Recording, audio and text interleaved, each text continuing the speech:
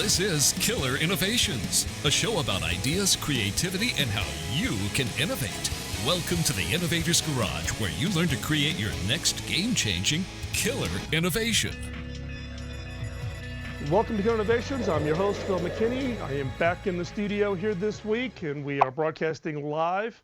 I'm not going to do a big intro because I want to get right into this topic. This is a topic that is a hot button for me. It's something that we've been talking about for the last 2 weeks on this show, which is around innovations outside of Silicon Valley, but also the innovation-driven entrepreneurship. So let's hop right into this and let's get on topic with this.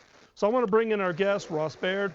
Ross is the founder and CEO of Village Capital, but he's got such a variety of backgrounds. Really, Ross has written this book, which we'll talk about. Got it here in the studio. You'll see all my little post-it tabs on the book binding, called The Innovation Blind Spot: Why We Back the Wrong Ideas and What to Do About It. But when reading this book, though, Ross hits it right on the head, at least in my opinion. We're going to talk about it today in the show, around the challenges of entrepreneurship, particularly around how do ideas get picked, how do they get funded, and how do we enable entrepreneurial success. So Ross, thanks for taking the time out of your Sunday to spend it with us here at Killer Innovations. It is great to be here. I'd rather not be anywhere else.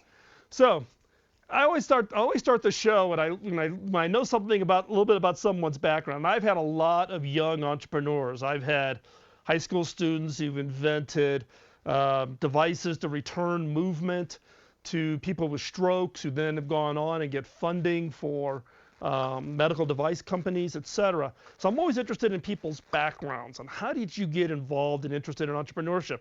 And if I read right in the book, you made that call at 6 years old. So give us the background on that. That's probably the earliest I've ever heard anybody say that they're putting a stake in the ground on what it is they want to do. Yeah, I mean, like many people on the show, I have always been starting stuff. I tell the story in the book about how when I was a kid, I had a bunch of stuffed animals, and I wanted to start a zoo where I showed my family around and introduced them to stuffed animals and charged them admission. My mom, when I was writing the book, reminded me that nobody in my family actually paid to come to the zoo, which was probably my first failed venture. But yeah, I've never known any other way than to get out there and try and hack away and solve a problem or start a venture. So talk a little bit about, then you've had a bunch of companies that you've started or been a part of. So walk us through a little bit of that experience history that you've gone through. Yeah, growing up, I thought that there were two different choices you could make in your career. You could either start a business and make as much money as you could, but it didn't really matter what the business did. It was just whatever could make as much money as possible. Or you could do good things. And that involved starting a nonprofit or getting involved in government or something for society. And my first serious startup was when I was a freshman in college. I came up with a education technology platform to help teach civics. It was in the early 2000s, and I thought politics could not get any more bitter or nasty. And 2017 proved me wrong. But I thought it was important for young people to learn about politics. And I originally started this as a nonprofit, but I had a mentor who invested $10,000 in the platform, and he persuaded me to see this as a potential business opportunity. So I think most of my career has been pursuing businesses that can be very successful businesses, but also have some broader benefit for the world. Yeah, that's an interesting point. I picked that up in your book. I mean, one of the things that I've been involved in is started off as what's called the Unreasonable Institute here in Boulder. When I was at HP was the original money into Unreasonable. It started off mentoring nonprofit social impact groups. And we did that for 2 years. And we kind of said, you know something?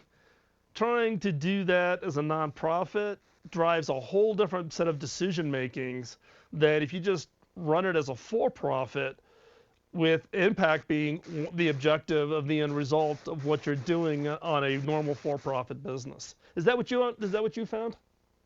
Yeah, so in the book, I tell the story when I started Village Capital, and Village Capital invests in businesses in sectors like energy or sustainable agriculture or fair financial services that can improve the world if the businesses are successful. And, I originally pitched a guy. I basically cold called every person with money I could find, like any young entrepreneur. And I found one guy who took a meeting and he said, "This is an interesting idea, investing in businesses that are also doing good things. But look, young man, I've got two pockets. With one pocket, I make as much money as I can. And when I've got enough, I put the rest in my other pocket and I give it all away. And I don't really understand which pocket you're asking me for." And I think most of society thinks in two pockets. Either you're a nonprofit or you're a business, and they don't meet in the middle. But I think what happens is, we have a lot of businesses that have really problematic ethical issues, and we have a lot of nonprofits that are run not particularly sustainably. And I think that one pocket thinking is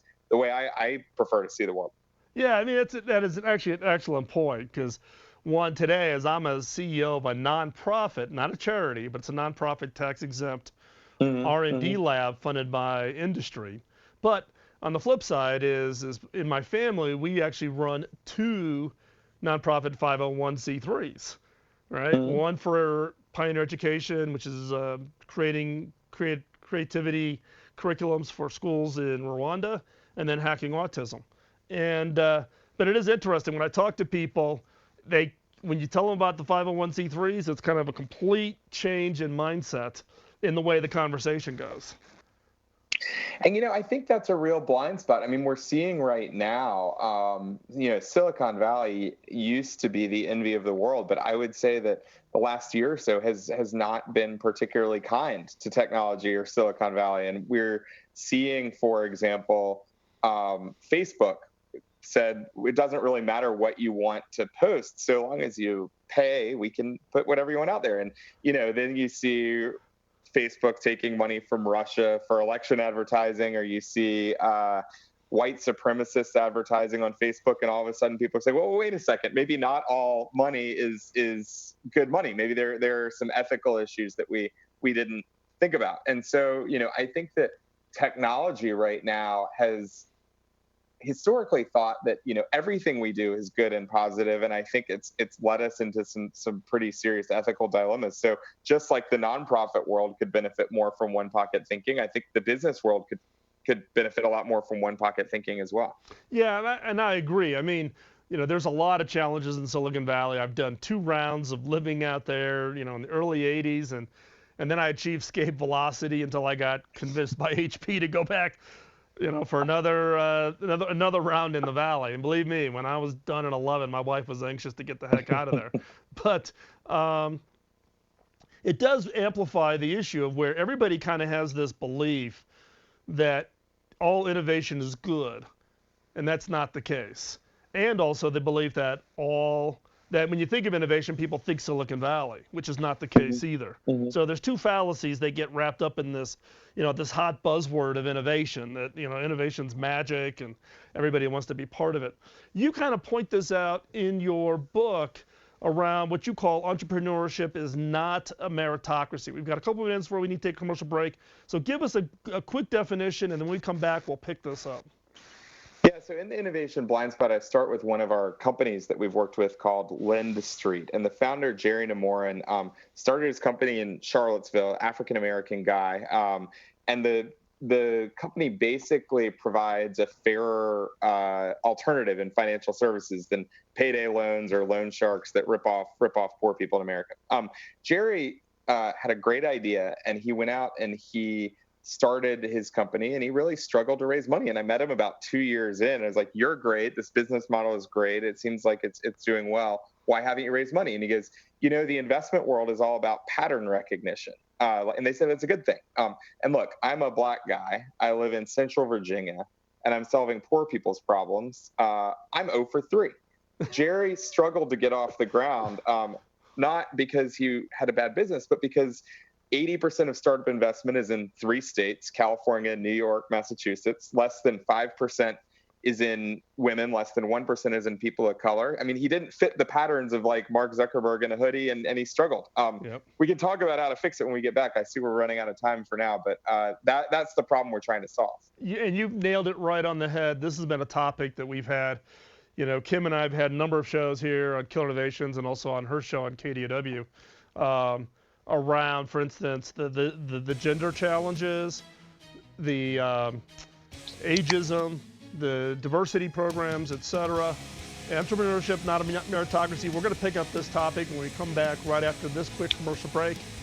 Don't go anywhere. We're going to continue our conversation, continue to talk with Ross Baird about his book, The Innovation Blind Spot. So don't go anywhere.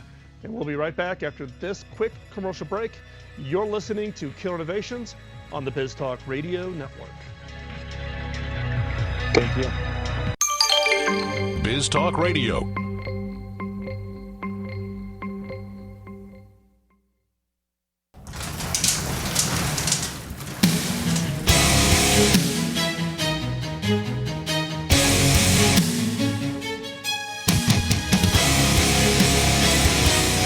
This is Killer Innovations, a show about ideas, creativity, and how you can innovate. Welcome to the Innovator's Garage, where you learn to create your next game-changing killer innovation. Before we hop back into the show, just want to do a quick shout out to the sponsor for this segment, and that is Zoom. Zoom is a great video collaboration technology. I use it every day, but specifically for the topic we're talking about, it doesn't matter where you are in the world. Your ability to connect to other entrepreneurs, other innovators, investors, anywhere in the world and stay connected with what's going on, you got to try it out. We've made a special arrangement. Zoom is giving out a free account that will allow you to collaborate with up to 50. That's right, 50 people simultaneously. So you can hold a webinar. You can just have a very large team. Take advantage of it if you haven't tried it. It's killerinnovations.com/Zoom, and you get your chance to get connected on a global basis with other innovators, other entrepreneurs just like you. So let's pick up the, excuse me one second, we're having just a little, there we go, got to bring Ross back in. So Ross, right before we went to commercial break, we were talking about this entrepreneurship is not a meritocracy. So fill us in a little bit more. You gave us that little teaser story about, this gentleman in Virginia. He was 0 for 3 for pattern recognition. So expand upon that a little bit, because I think there's a lot of entrepreneurs out there that are just highly frustrated. They think that they've got this really great idea, and their only hope is they got to go to Boston, New York, Silicon Valley, wherever the hot spot is for their particular area of focus. So fill us in. Give us a little more thoughts on that. Yeah, I mean, whenever I tell the story of Jerry Namorin being 0 for 3, a black guy in Central Virginia solving poor people's problems, whether who you are or where you live or what industry you're in, I hear basically every entrepreneur nod when they say that, saying, I'm 1 for 3, I'm 2 for 3. If you're not a white guy in Silicon Valley solving like rich people in Silicon Valley's problems, it seems like the venture capital world isn't interested. And in many ways, that you're not wrong. Capital is really concentrated in Silicon Valley. But the really good news is we're seeing a wave of investors and a wave of support organizations looking at different people, places, industries. So I'd say, for example, if you're in Central Virginia or you're in Kentucky or Northern Tennessee, there's an amazing agriculture ecosystem. If you're in a place like Minneapolis or Nashville, there's a great health ecosystem. I think people who try and act like Silicon Valley technology entrepreneurs, whether you're a founder or whether you're a community, you tend to fail. If you figure out what your competitive advantage as a founder or what your competitive advantage as a city is, you tend to succeed. Yeah, I mean, in fact, I just gave a talk at the old AOL headquarters in D.C. Just a couple of weeks ago. I did a lunch speech there, a couple hundred people in the audience. And one of the things we got into was this issue of this we talk about polarization of politics. It's this polarization of entrepreneurship, this pull, and what it's really doing to the lack of creating job opportunities, good, high-paying, quality jobs, local economic development, support for getting people to stay in the community. I lived 6 years in Urbana-Champaign, home of University of Illinois, doing spin-off technologies from U of I. And we couldn't keep anybody in Urbana-Champaign. You know, in fact, my one claim to fame is I actually rented office space to Mark Andreessen when That's he was a pretty good. student. So, you know, I should say, Mark, should I get a little piece of the whole, You did all right, yeah. the whole thing here? But then soon as the money came in, Mark and that team, boom, bolted to Silicon Valley. So part of your book also talks about the role of startup companies and the impact that it has on the economy and what it does on jobs. So this whole issue of entrepreneurship is not a meritocracy has a trickle-down effect of not creating jobs and not creating economic opportunity. Talk a little bit about that.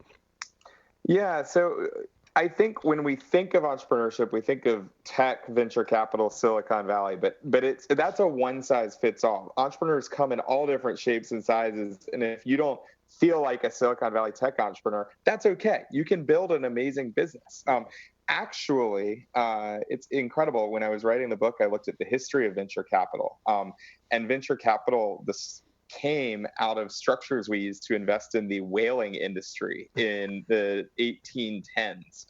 Basically, you send out 10 whaling expeditions, 9 shipwreck or mutiny, 1 comes back with a whale. That fits the kind of Silicon Valley tech unicorn mentality today. But most businesses don't look like that. Most businesses don't have a high failure rate, but a high chance of being a billion-dollar company. Most businesses are reasonably successful and are the backbone of their communities, employing 50, 100, 200 people. And so we think that there's an opportunity for investors to invest differently in companies that grow more like this rather than inventing hockey sticks. And we think if you're an entrepreneur and you grow steadily and you grow profitably, you should say that to investors. You should say, listen, I'm not going to be a unicorn, but I am going to grow 20% year over year. And maybe there's a different way that I can raise money other than technology style venture capital. Right, exactly. And part of it is the venture capitalist.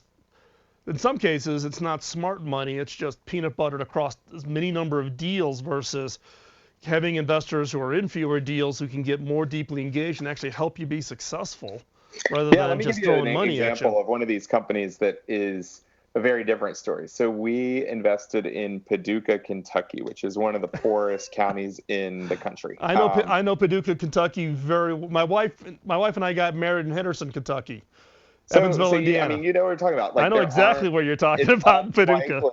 That the next tech company is going to grow up there, but that's okay. Paducah has an amazing agriculture economy, and you know, when you talk about how divided America is, I think Paducah looks at the tech ecosystem and feels kind of left out. Feels like maybe they're not talking about us.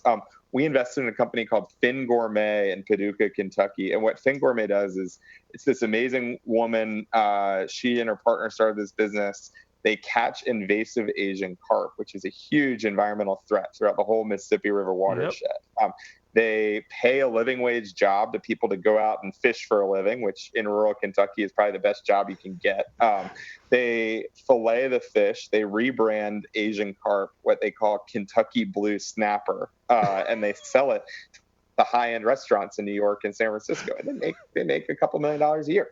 So we invested in this amazing, marketing and fishing venture, and it wasn't venture capital style equity wasn't the right tool. We said we're going to do a revenue share with you guys, and this may be a structure you want to look more into if you're an entrepreneur. We take 5% of the company's top line revenue. If they win, we win. If they don't make money, we don't make money. We win together until we get 3 times our return on investment. And as a result, the company can grow at whatever rate is comfortable, and we can do well. And so when we talk about innovation, we think about what the next big idea is, but thinking about how we innovate, whether it's a creative investment structure for Kentucky Blue Snapper or whatever else it might be, that's where we've got room to really change the world. Well, that is great. We're going to take another quick commercial break. When we come back, I can't believe it. Paducah, Kentucky. I haven't heard about Paducah, Kentucky in 30 years since I left Indiana. So when we come back, we're going to continue on our conversation here with Ross, more about what he's doing, so don't go anywhere. You're listening to Killer Innovations on the BizTalk Radio Network. Biz Talk Radio.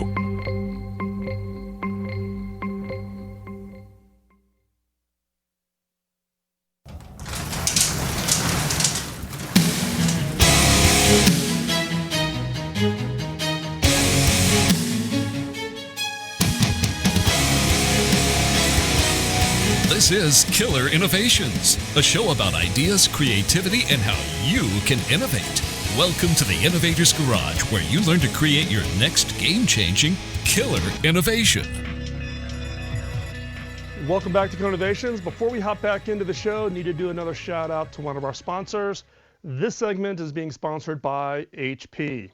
This is the portion of Hewlett-Packard that is part of the PC, printers, consumer products, also enterprise products in that category. Yes, I know you're going to say, hey, Phil, you're biased. You used to be the CTO at HP, which is true. But HP has been focusing on bringing to market a number of great new technologies, 3D printing. So particularly if you're an entrepreneur working on that design, development, building new kinds of physical products, and you need that rapid prototyping, check out what HP's doing on the 3D printer side. In fact, this week, HP's announced that they will soon be releasing 3D printing for metal, so you can actually print your parts themselves. So check it out. Also, security has been one of the big issues, one of the big topics. I just recently got a new HP EliteBook 360, and I'm telling you, what they've done on security is second to none, so check it out. You can see all of the technologies that HP's installed here in the studio that we are using every day. You go over to killerinnovations.com/HP, check it out, or go directly over to hp.com, see what they're up to. And if you do something with them, let them know you heard about it here in the show. It's a big help for us, and we greatly appreciate it.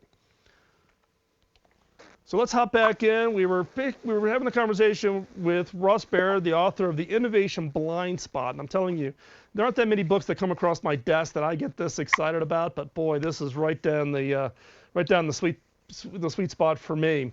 And let's talk a little bit about, okay, what are the three characteristics of this innovation blind spot? You identify them in the book, and I think the listeners would greatly benefit from hearing about those.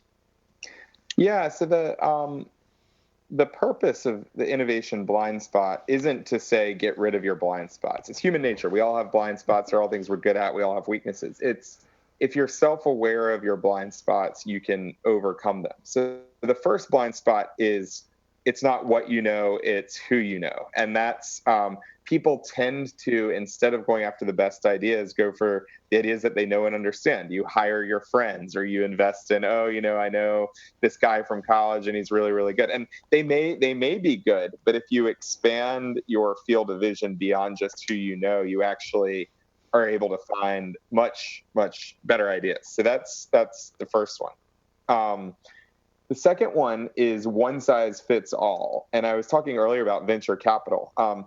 Only 1% of businesses in America raise venture capital, yet it's the only thing people talk about if you look at Shark Tank or you look in the media. So if you are in the 99% of businesses, you are unlikely to raise Silicon Valley style venture capital. You should maybe pursue other methods for financing for your business, whether it's creative investment like we did with Thing Gourmet or a bank loan.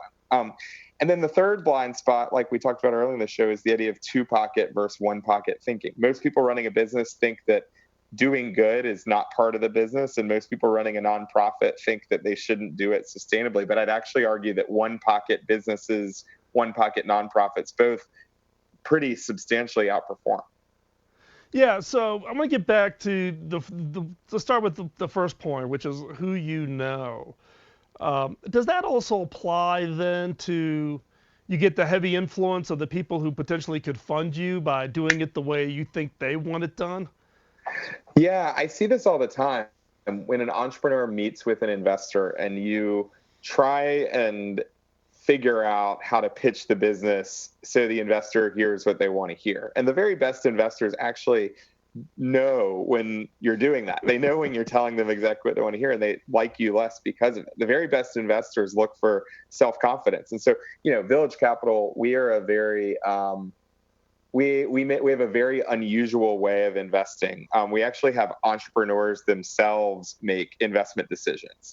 It's different, but the reason why is we as investors have biases around what we like, and we think when you're inventing new businesses, actually entrepreneurs tend to have better spidey sense about which businesses are going to work out or not. But when I talk about Village Capital, that's weird. That's different. Most people don't like that. And I kind of lead with my weakness. I say, let me tell you, the first thing I'm going to tell you about Village Capital is we make investments in a completely different way. And people love it when you're different and interesting. So then let me ask you a question. Is there one way around that then, is potentially having mentors? Are mentors helpful or harmful, have you seen with some of these companies that are kind of in this, they fall outside the pattern recognition? The amazing thing about blind spots is you don't see them. So for example, and this is kind of a sad story. One of my favorite companies, the guy grew up, he never knew his dad. He grew up in the poorest part of Atlanta, and he didn't go to college until he was in his late 20s. And when he was in his late teens, he got in a fight and got something on his criminal record. And he went to college, ran an amazing business. And when he raised money, an early investor turned him down because he found out that 20 years ago he had something on his criminal record. He goes, "I don't like to invest in felons." And the guy was devastated. I mean, it was a pretty biased thing, but he was like, "Is this thing on my record 20 years ago going to follow me for the rest of my life?" But he went to a mentor, and his mentor said, "You are the worst storyteller I've ever heard." I mean, his mentor said, "You have an amazing story." You should say, "Listen, as a kid, I grew up in a hard part of town. I ended up getting into trouble with the law, but I turned it around. I put myself through college. I'm starting this business, and I've overcome far more than any other entrepreneur you meet." Because that should be the first thing out of your mouth. So a thing that he thought was a blind spot, something in his past, a mentor helped him figure out how to say, like, this is actually the strongest part of your biography. You've overcome things that a guy who grew up in a nice part of town never even had to deal with, and an investor will love that. Oh wow, that is an amazing story. Now go back to the 2 pocket, 1 pocket. Do you think that how do you think nonprofits ought to be thinking differently about how they engage with addressing some of the society issues that they're trying to do? Yeah, very often nonprofits, if you're a business, your revenue is pretty clear. If you don't solve a problem for a customer, you're dead. And if you're a nonprofit, so long as you can keep raising grant capital, you kind of survive. And I know a lot of nonprofits in this zombie state that ends up being like, we don't really know what we do. We'll do whatever the people with money will fund. And you're successful at raising money, but you're not successful at accomplishing your mission. And so taking a step back and saying, what is the problem we are actually trying to solve? Who benefits from it? Is there a way they could pay? Is there a revenue model? If there's not a revenue model, what's the story we're going to tell to a philanthropist about why there's not a revenue model? I see nonprofits falling into a trap of what will rich people fund versus what they should be asking, which is, what is the problem we're trying to solve? And it may, and odds are you will both earn more revenue and get more grants if you're more focused on the problem that you're trying to solve. So now I'm gonna turn the tables on you here, Ross, and ask you, so for your fund, what's the problem you're trying to solve? When you go out and talk to the limited partners and you're trying to pitch for money, what's the problem you're trying to solve? I told the story earlier of Jerry and Amorin, the 0 for 3 problem. That's the problem we're trying to solve. Jerry is a person of color who lives in a place that's not a coastal city and is solving poor people's problems, solving one pocket problems. If you are an entrepreneur and you're a woman, you're an African American, you're a Latino, you're from a different country, you don't speak English very well, the market undervalues you. If you're in Charlottesville or Paducah, the market undervalues you. And if you're a one pocket company, the market actually undervalues you. So I would say to LPs, that's actually really stupid business on the rest of the market. People who are 0 for 3, 1 for 3, 2 for 3 will actually have greater impact if they succeed than the next tech out of Stanford. And actually, you'll make more money when they succeed because the value that we invest is much better because the rest of the market isn't valuing them as high. So we say the 0 for 3 problem, solving it's a one pocket solution. It's better for society, and I think you'll make more money if you invest in 0 for 3 entrepreneurs. So real quick, we got only 1 minute before we go to commercial break. What's been the reaction from the people that you've reached out to for investors? Do they get that story? Yeah, so we have 18 million in our fund. We have 30 investors. I actually pitched about 1,000 investors, and 970 of them said no. So if you're listening to the show, do the math. I mean, we have everything we need from 30 people, even though almost everybody said no. But we have great entrepreneurs like Steve Case, the founder of AOL, Mitch Kapoor and his wife Frida, who invented the spreadsheet through Lotus, and if you cast a wide net, are confident in the problem you're solving, even if most people say no, you'll get enough yeses to make a go at it. Perfect. We're going to take another quick commercial break. When we come back, I'm going to ask Ross to if you are in that kind of not in the pattern recognition area, what would be his advice to you, given all the companies that he's worked with? So don't go anywhere. You want to hear this advice when we come back from this commercial break. You're listening to Killer Innovations on the BizTalk Radio Network. BizTalk Radio.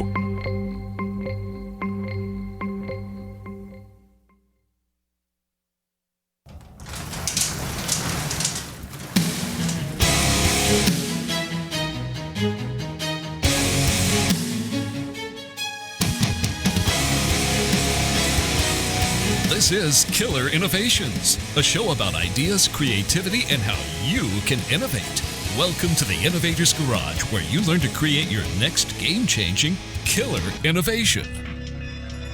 Welcome back to the show. We are going to hop right into when we ended the last segment. I asked Ross to think about the number one suggestion he would give to entrepreneurs who are kind of in that, not in the hotspot areas and maybe not fall into the pattern recognition as Ross stated. So, Ross, what would be that one piece of advice that you think all entrepreneurs should just have top of mind?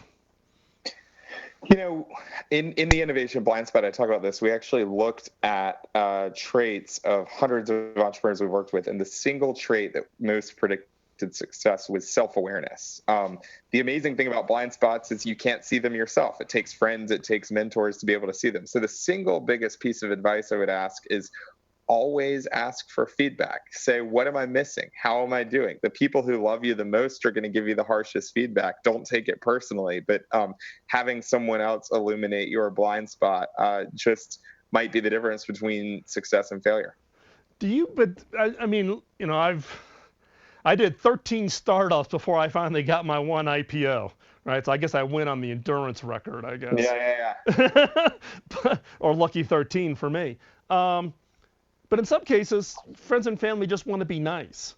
So how do you word this to give those people permission to be critical, right? Your mom always is going to be nice to you. Our team at Village Capital, we are all, my teammates are so nice and sometimes too nice. And one of my colleagues developed this kind of saying around the office, which is #RealTalk. And #RealTalk is licensed to basically say whatever you want to say, and if you give someone pretty critical feedback after that, it's you asked for it. So I would say it's great to be told how great you are. It's better to ask for feedback that maybe stings a little bit, and if it stings a little bit, it's probably because it's a little bit true, and it's the best advice you've got.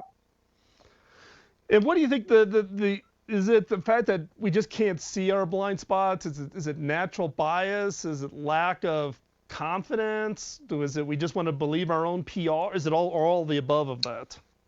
I mean, the world is complicated, right? I mean, you're dealing with thousands of pieces of information a day, and you have to simplify it. And we take mental shortcuts all the time. And this goes back to the days of the cavemen, like big teeth equal bad, shade equals good. And so, having blind spots is normal. We've all got them. It's perfectly natural. But asking for and being open to feedback, that's how we get better. So we're going to wrap up with Ross here for here in a little bit. But before we wrap this up too much, I just want to put a plug in. Look, we have a lot of authors out here. I still got Noah Scallan's book, which I absolutely love, which is his 6 30-day creative sprints. I know a number of you are doing it because I see you doing those, and you're also emailing me. Love that. But here's a book, particularly if you are an entrepreneur, innovator, trying to do something interesting that's outside of that, as Ross has shared with us today, you don't fit into the pattern of the typical looking for that funding in a typical way. You want to check this book out. Trust me, it is well worth it. The foreword's written by Steve Case, co-founder of AOL. I got to know Steve a little bit when I was still living in Virginia. You want to check this out. So, Ross, if people want to follow what you're up to, where's the best place they can keep track of what you're doing? You can go to Twitter. I'm at Ross Baird, ROSSBAIRD, and you can send me a direct message and tell me what we're up to. Or you can go to Village Capital's website, vilcap.com. Okay, and we'll have all of those links in the show notes, so you can hop on over to killerinnovations.com. If you're driving in a car, don't try to write this down. We'll have them all up in the show notes so that you can track Ross down and get connected with him.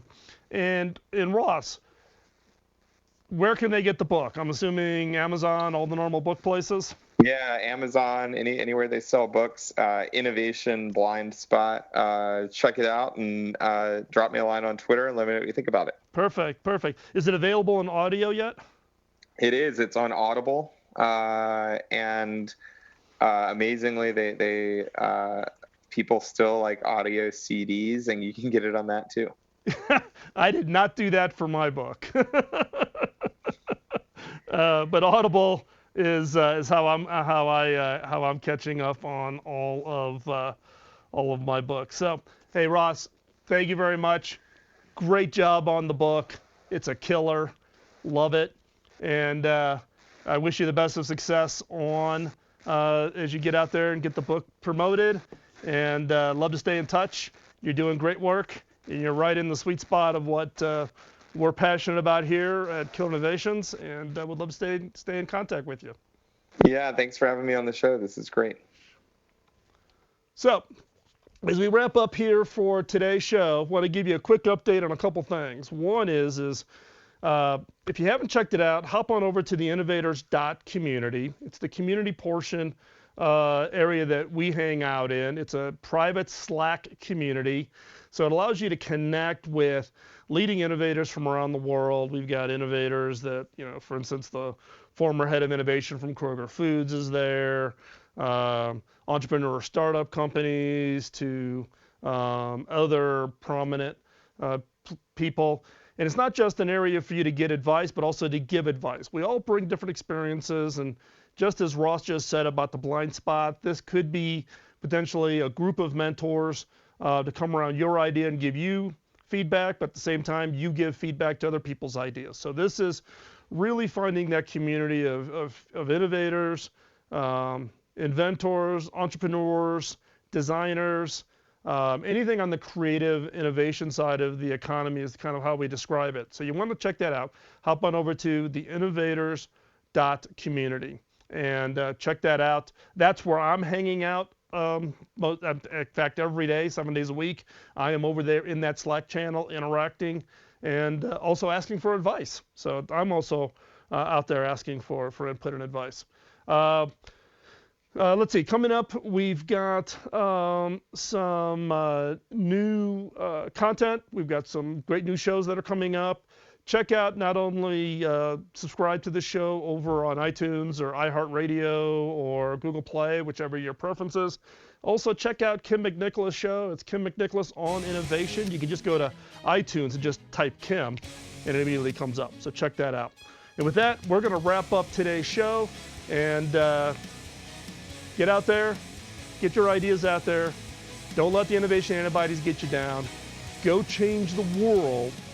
The world needs your ideas out there. And with that, thank you for listening, and we'll talk to you next week here on Killer Innovations. The opinions you hear on Biz Talk Radio are those of the hosts, callers, and guests, and do not necessarily reflect those of this station, Biz Talk Radio, its management, or advertisers. The information on Biz Talk Radio does not constitute a recommendation, offer, or solicitation to buy or sell any product or service. If you have any questions about Biz Talk Radio, contact us at 817-274-1609 or at biztalkradio.com. Biz Talk Radio.